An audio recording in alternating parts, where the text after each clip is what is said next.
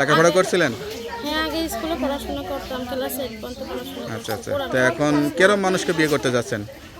চাই যে যদি কোনো ভালো মনের মতো মানুষ পায় যে আমার যৌতুক ছাড়া বিয়ে করতে তেমন মানুষ। মানে টাকা পয়সা ছাড়া কেউ বিয়ে করতেছিলে আপনি তাকেই করবেন, সে যদি বয়স্ক হয় বাচ্চা কাচ্চা থাকে তাও করবেন?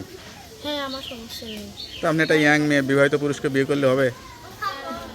ওর বউ থাকলেও আমার সমস্যা নেই যদি আমার বিয়ে করে রাখতে। 203 মারামারি করবেন পরে। সুপ্রিয় দর্শক, আসসালামু আলাইকুম। দেশ ও প্রবাসে যে যেখানে আছেন আপনাদের প্রত্যেককেই শুভেচ্ছা জানাচ্ছি। আজকে নতুন একটি প্রতিবেদন দেখতেই পাচ্ছেন, আমার সামনে একটি আপু আসছে। আপুটা দেখতে শুনতে অনেকটাই সুন্দর। আসলে কেন আসছে প্রতিবেদনে বা কী বলতে চাই চলুন কথা বলেই জানার চেষ্টা করি।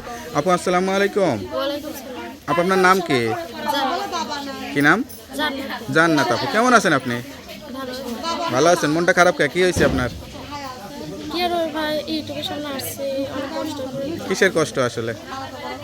যৌতুকের জন্য বিয়ে শাদী হইতেছে না। বিয়ের বয়স হয়েছে? বিয়ের ব্যস্ত হয়েছে। কত চলে বয়স? 18। পরিবারে কে কে আছে? পরিবারের বাবা মা। মা বাবা ভাই বোন সবাই আছে? তারা কি চেষ্টা করতেছে না যে মেয়েটারে বিয়ে শাদী দিয়ে দিই, বিয়ের বয়স হয়েছে? চেষ্টা করে? চেষ্টা করলে কি হবে, মানুষ বিয়ে করতে আসে যৌতুক চায়, অনেক গরিব মানুষ। তা আপনি তো একটা সুন্দর একটা মেয়ে, তাহলে যৌতুক চাই কেন? চায় না, এখন কি করবো। লেখাপড়া করছিলেন?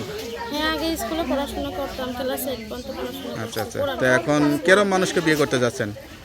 চাই যে যদি কোনো ভালো মনের মতো মানুষ পায় যে আমার যৌতুক ছাড়া বিয়ে করতে তেমন মানুষ। মানে টাকা পয়সা ছাড়া কেউ বিয়ে করতেছিলে আপনি তাকেই করবেন, সে যদি বয়স্ক হয় বাচ্চা কাচ্চা থাকে তাও করবেন?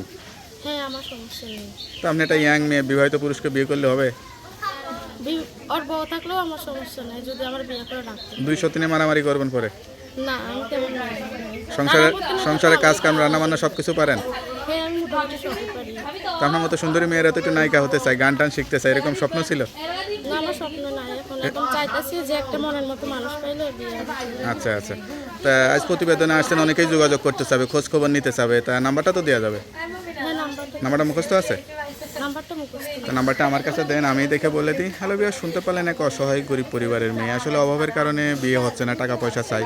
তার কথা শুনতে পারলেন, সব জেনে বুঝে যোগাযোগ করে কেউ যদি বিয়ে শাদী করতে চান অবশ্যই তাড়াতাড়ি এই নাম্বারে যোগাযোগ করবেন। তার নাম্বারটি হচ্ছে 0132878746। নাম্বারটা খোলা থাকে তো? যাক, নাম্বার খোলা রাখবেন। অবশ্যই 5 ওয়াক্ত নামাজ কালাম পড়বেন, আল্লাহর কাছে চাইবেন যে আল্লাহ কষ্ট দিচ্ছে সে আল্লাহ আপনার জীবনে সুখ দিবে। ঠিক আছে? আর কিছু বলতে চান? চাই ভাই যে আমার যে বিয়ে করবে সেই শুধু ফোন দেয়, আমার ডিস্টার্ব করার জন্য কেউ থাকে না। মানে যারা বিয়ে করতে চাবে তারা ফোন দিলেই খুশি, অন্য কেউ যাতে ফোন না দেয়, তাই তো? তো ওকে আপু, যারা ভালো মনে ফোন দেয় তাদের সঙ্গেই যোগাযোগ করবেন। তো ভালো থাকেন, আসসালামু আলাইকুম।